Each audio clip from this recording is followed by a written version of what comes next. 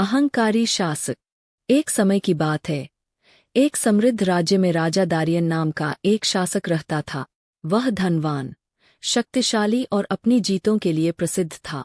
लेकिन उसका सबसे बड़ा दोष था उसका अहंकार।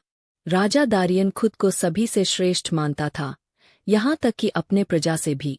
वह निरंतर प्रशंसा की मांग करता और जो भी उसे चुनौती देता, उसे दंडित करता।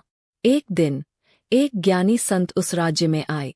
राजा के अहंकार के बारे में सुनकर उन्होंने उसे सबक सिखाने का निर्णय लिया।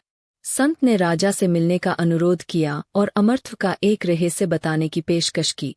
यह सुनकर राजा दारियन उत्सुक हो गया और संत को अपने दरबार में बुलाए। संत ने कहा, महाराज, अमर होने के लिए आपको एक सरल कार्य पूरा करना होगा। अपने राज्य में जाकर एक सच्चा विनम्र व्यक्ति खोजे। जब आप ऐसे व्यक्ति को पाएंगे तो उसे मेरे पास लाए। मैं एक ऐसा अनुष्ठान करूंगा जिससे आप अमर हो जाएंगे। राजा, अपने आत्मविश्वास से भरे हुए, इस कार्य पर निकल पड़े। उन्होंने किसानों, व्यापारियों और दरबारियों से मुलाकात की और उनकी विनम्रता के बारे में सवाल किए। लेकिन जब भी कोई व्यक्ति खुद को विनम्र कहता, राजा उसका मजाक उड़ाते हुए कहते, सच्चा विनम्र व्यक्ति कभी अपनी विनम्रता का दावा नहीं करेगा। दिन हफ्तों में बदल गए और राजा दारियन निराश हो गए। ऐसा लगता था कि उनकी कठोर शर्तों को कोई पूरा नहीं कर सकता।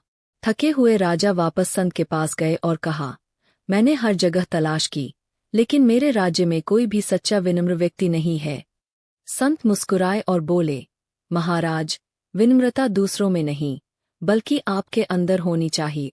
सच्ची महानता घमंड में नहीं, बल्कि दया और समझ में होती है।